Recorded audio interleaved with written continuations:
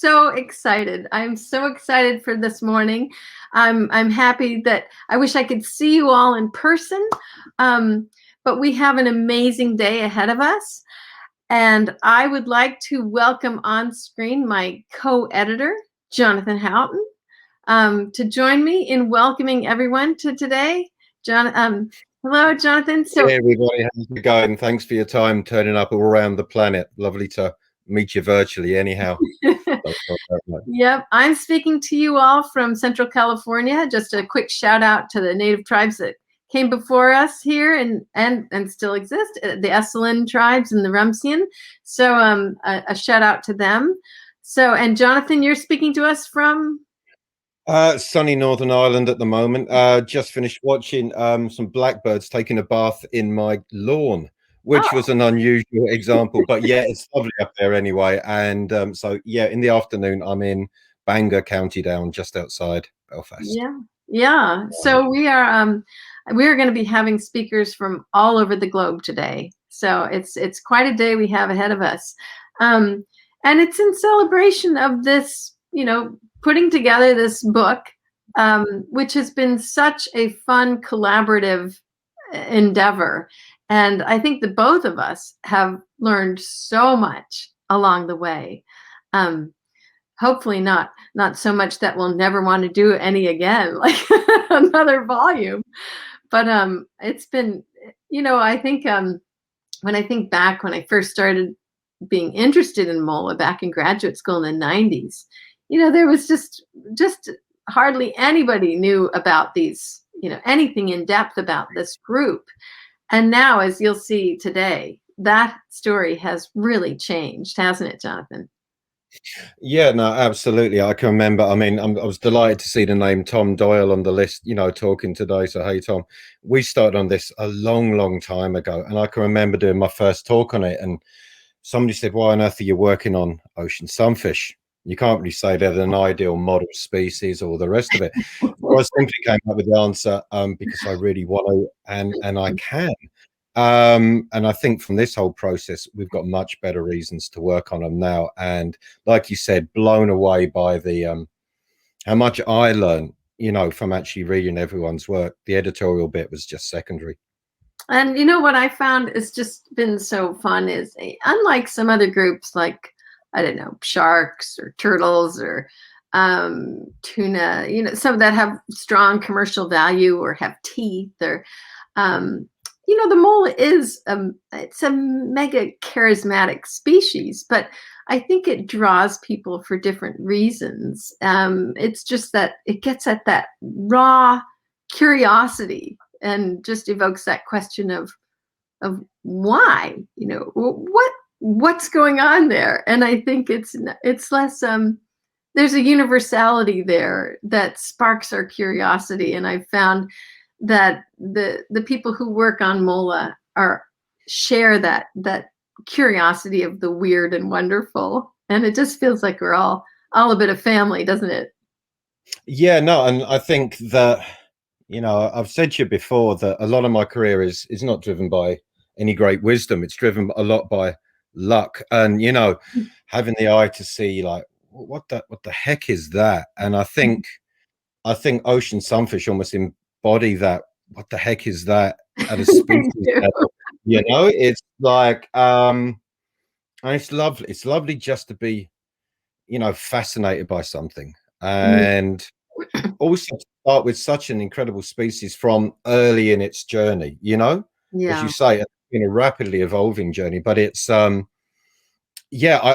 list of names that I saw when you look at this symposium is extraordinary from even a decade ago. So it's really lovely to be in this position, I think. It is. And speaking of that list, I would just like to share my screen and just give a shout out to all the speakers and the contributors. I mean, we have, over 60 people who helped contribute to the book. And so I want you to see their faces. I wish we could all be together. I had planned this to be an in-person, but here, let me just share my screen, and we'll share my screen. We'll open this up, and let's see. share. We'll open up our slides here. And go up to the top. And all right.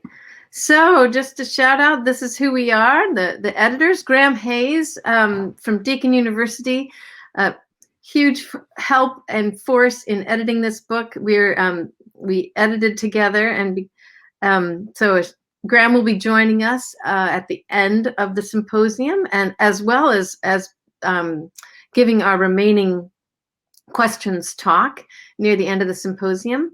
But just we have had so many wonderful contributors and speakers who've joined this incredible journey, and I just a huge heartfelt thanks to all of them. I hope you see yourself here. I got pictures from most of you, and what a great group of brilliant molar researchers. I just feel so honored to be part of this collaborative group. It really feels like we are a great family.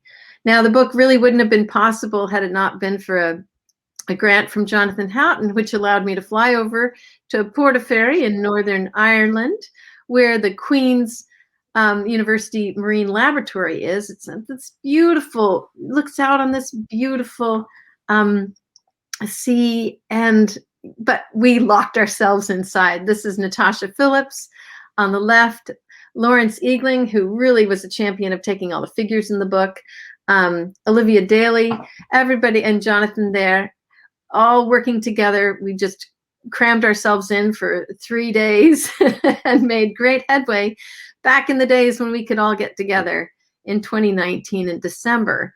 And that really helped launch the editing of the book. And we had some crazy times in there, but of course it ended up in the pub. Remember those days when we used to be able to meet in person without masks on? Anyway, I'll stop sharing now, but I just definitely wanted to say a special shout out to Tasha, Lawrence, and Olivia, who really, there was a lot of back and forth, and Graeme and Jonathan. So it's been a big collaborative effort, and I'm so proud of what's come out, and just feel so grateful to be part of this group. Yeah, and I'm just going to be a little bit sycophantic there and just say thanks to yourself, Tierney, because you took the lion's share of doing a lot of that stuff. I could come in and wave my hands around every now and again and have ideas, but you really drove that. You really drove that. So thanks a million, A, for the invite to come in as an editor. It was it's cheesy to say it was a privilege, but it was. And would I do it again? Yes. I'd stock up on the coffee and the tea and get a good sleep. Yeah, I would, for sure. It was lovely. Yes, and I'm glad that I have you recorded saying that you'd do it again, because I've been listening to we have some recorded talks. Most of our talks are live today. But there's more material. There are more discoveries rolling in every day on these amazing family of fishes. So I think in a couple years' time, we're going to have volume 2 due. So I've done it now. So we'll see. Well, to launch our symposium and launch us into the day, we have none other than one of my absolute heroes, Julie Packard, the executive director of the Monterey Bay Aquarium. Julie, you are an absolute hero of mine, and I feel so privileged that you're right here in Monterey Bay, and you have many accolades to your name. You have been a champion and change maker for ocean conservation for decades. Transformed Monterey Bay, absolutely. A trustee of the David and Lucille Packard Foundation. You chair the board of the esteemed Monterey Bay Aquarium Research Institute, which I have a special fondness for since my husband is a senior engineer there, Brett Hobson. You serve on the Joint Ocean Commission's initiative and are working tirelessly to implement comprehensive reform of U.S. ocean policy. A fellow of the American Academy of Arts and Sciences, and a local hero. And I just want to say a special shout out. Thank you so much for welcoming me to the Monterey Bay Aquarium back in the early 90s to start my foray on this incredible journey with the Molidae. So, and a huge thank you to writing the foreword of the book. Well, thanks, Tierney. It's so fun to be here with you all, and congratulations to you and John and Graeme on this book. I mean, as John said, it's amazing that there are 60 people in this symposium, and it's remarkable. And so I just, of course, said yes to Tierney's invitation to just do a quick welcome to everyone here. My journey into the ocean began actually not until my college years, and then with my siblings, we had the idea to create an aquarium all about Monterey Bay on Monterey Bay. So I've had the privilege of leading the Monterey Bay Aquarium, for a really long time now, over 35 years. But by training, I'm a marine algal ecologist, so I'm not a fish person. And for an aquarium director, I'm always the first to admit I really know very little about fish. But our vision for the Monterey Bay Aquarium and our mission is to inspire conservation of the ocean, and by presenting a picture of what the ocean is really like, which of course is not just about fish, much as we love mollas. It's about myriad other life forms, and so our focus has really been on the weird and wonderful, as Tierney called it. And we've got our kelp forest exhibit, we've got a ton of invertebrates, and we've really specialized in bringing new animals to the public, like jellies, gelatinous animals, and things they wouldn't see. So that's our idea, and it's been an amazing run, and it's great that we have really inspired millions of people over our 35 plus years of existence. But after in the mid 90s, after the aquarium had opened, and we're like, okay, we're on okay financial ground, and we decided, we want to do an expansion. And what's the next story that we could tell that, again, would be bringing a new story, a bigger picture of the ocean to the public? And we decided to do an expansion focused on the open sea. Being purists, we're like, oh, well, what's that have to do with Monterey Bay? Well, we're like, okay, we're calling it the Outer Bay, kind of out where the Monterey Bay here on Central Coast meets the broader Pacific. And so we decided to do this large pelagic tank, which really is the only one in the US. And that's where the mollas came in. The team talked about, okay, what could you try to keep alive together in a confined environment? We're talking tunas, turtles, and sharks, and anything else that you would see out there.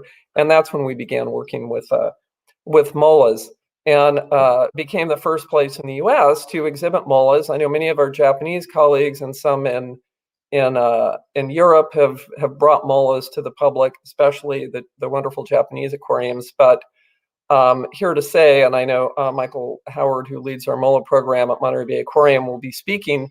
He'd be the first to say, not only are they super cool and unusual and weird in their own right, they are super weird and unusual to try to keep in captivity. And so, but through that, we've learned so much. I mean, when we work on new animals, it's as much a research project as it is about doing an exhibit. So, so when I first, saw a molla up close, because I'm kind of a nearshore intertidal person, I was like, oh my gosh, that's amazing. That is my absolute favorite fish. So my whole team at the aquarium knows I love mollas. They are the coolest thing ever. And it's so exciting that they're finally getting some science dedicated to them, because as you all know, early on, I mean, you'd ask these questions about them, like, what are they? Why are they like that? Where do they hang out? Where do they breed? What's their deal? What's their conservation status? Crickets. I mean, nothing, no information.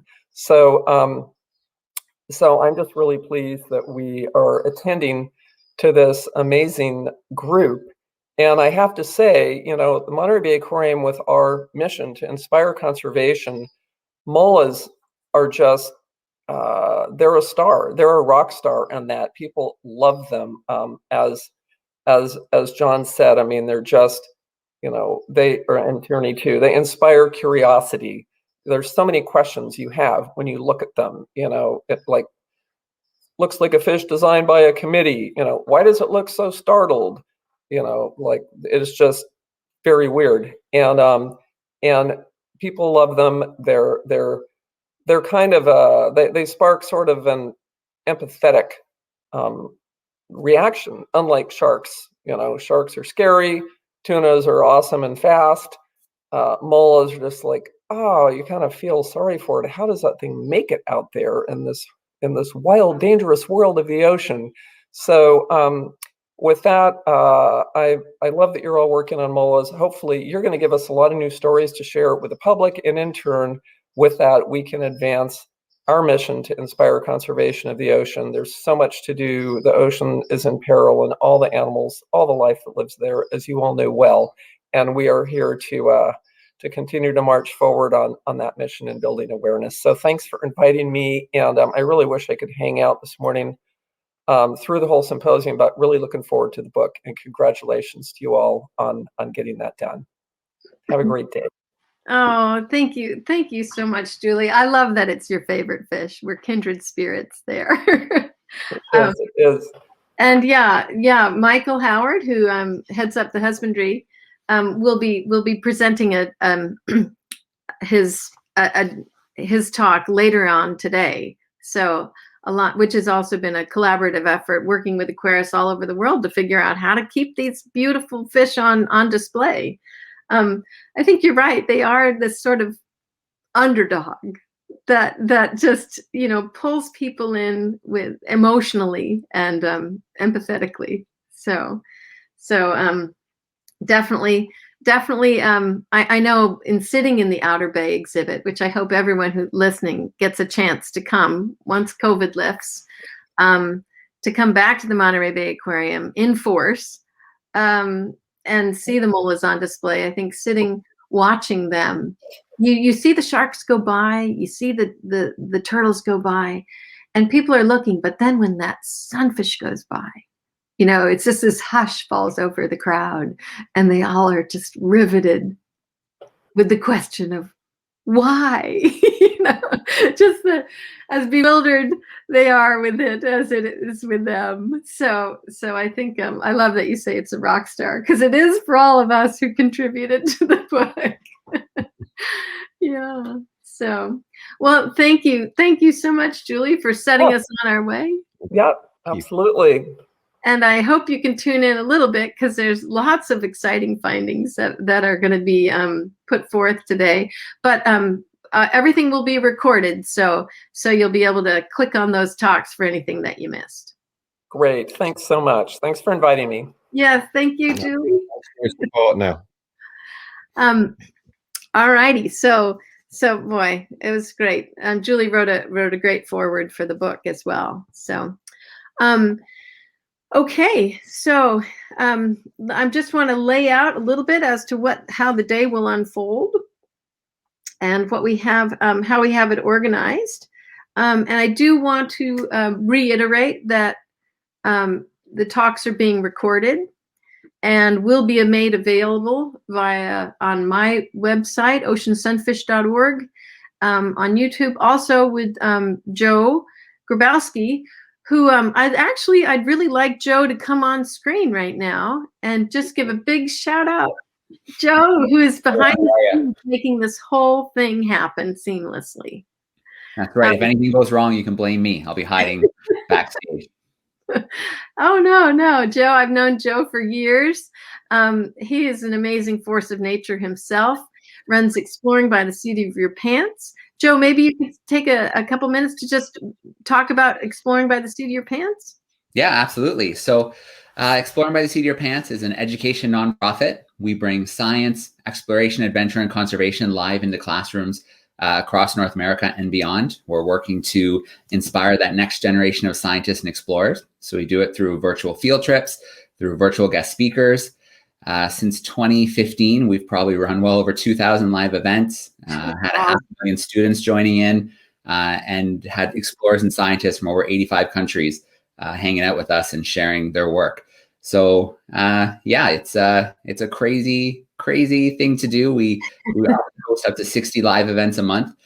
So it's busy times, but it's great to be doing these live festivals as well. We've just started doing a few more of those to the general public. Yeah, and you were absolutely well positioned for COVID times when so many of us can't have conferences in person. I mean, you were pretty prescient in starting this, because a lot of us are just exploring from the comfort of our own homes now. You do have a big biodiversity festival coming up in a couple months too, which is going to be an exciting event. Yeah. Yeah, we do. Just to kind of share that briefly, last year we launched our first festival for the general public, 68 speakers in 3 days from all across the planet, viewers in 100 countries. So I do suggest, if you want to check out as the lineup comes together for May, globalbiofest.com. It should be a lot of fun. Yeah, great. Well, Joe is making this whole Ocean Symposium happen. He's behind the scenes, helping everyone get in and out of the broadcast studio. So a big shout out to Joe. Thank you so much for doing this. Yeah. And one more thing I just want to highlight for everybody tuning in is the website. If you haven't visited yet, oceansunfishsymposium.com, you can find the schedule there. You can find spots to view live. You can find the abstracts, all the speakers' bios. And then we are making a changeover. So there is a break at 10:30 Pacific, and then we'll shift to a different YouTube feed. So you can find all that information on the website. Yeah, it's great. So the way that the day is organized is pretty much in keeping with how the book was organized. We start with the fossil molars in evolution back in the Eocene, and we'll move our way up through taxonomy and phylogenies, through some new species that have been identified, genetics, the larval forms, range distributions, so some range extensions. We'll move through take a deep dive into the anatomy, one of the parts that I just love of sunfish, because they're so weird. It's the first thing that actually drew me to them. They're just so strangely shaped. Into their biomechanics, into what they eat, where they move, where they aggregate and potentially spawn. How do you put them on display? Their husbandry, their parasites, their toxins, their reproduction. We'll have a talk from a marine artist who sculpts mola. And then in our final session, we'll be looking at conservation and fisheries, unresolved questions, and ocean sunfish in society. And then for all the speakers and contributors to the book, we're going to have a happy hour, and we'll be sending a Zoom link to you, which we could include the entire viewing public in the happy hour, but Zoom only takes about 100 people, so we had to do it just by invite. But maybe someday when COVID lifts, I hope we can have an in-person sunfish get together, and everybody can come to that. So that's how the day is laid out. I did want to give a big shout out that Graeme Hays, so the other major co-editor of the book, is going to be joining us later in the day. It's pretty early in Australia right now. So he'll be giving one of the final talks about all the remaining questions there are for the sunfish. We've answered a lot of them, but there's so many more to be answered. So we want this symposium to inspire sunfish researchers and to grow our collaborative group. We want more people joining the family of mola discoverers. Just to chip in on that, Tierney, I mean, I love the integration of like arts with this as well, because artists are actually my benchmark for asking the really pertinent, awkward questions that scientists forget to ask. That Tom will remember, we were at a basking shark workshop and we were presenting 10 years of work and being all delighted with ourselves. And a guy just popped up and said, okay, that's all cool. Can you tell me 3 things that we know now that we didn't a decade ago, and why that's relevant to anyone? and you can get so caught up in your own research that it's kind of nice just to sit back with a macro focus and come at it from all different angles. And I think we're going to today, and I love the idea that everyone is at least meeting each other in this virtual world, because we do live right across this is the whole planet, you know, and it's an opportunity that's really welcome, really welcome. So no, it's great. I'm looking forward to it. I mean, it's a circumglobal fish as well. It has a circumglobal distribution of researchers. It's the way it should be.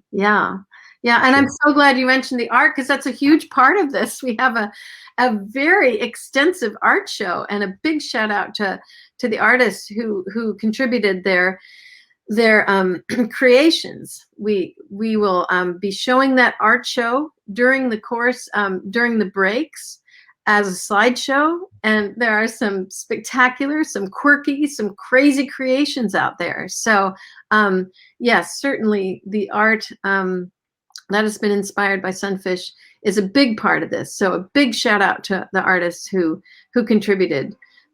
We will be showing that showing that slide, that art show at the breaks. So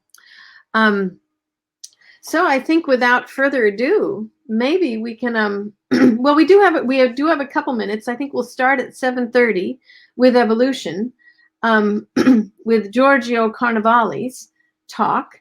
So we do have a couple more minutes to just to let's see, before we go in for the rest of the day.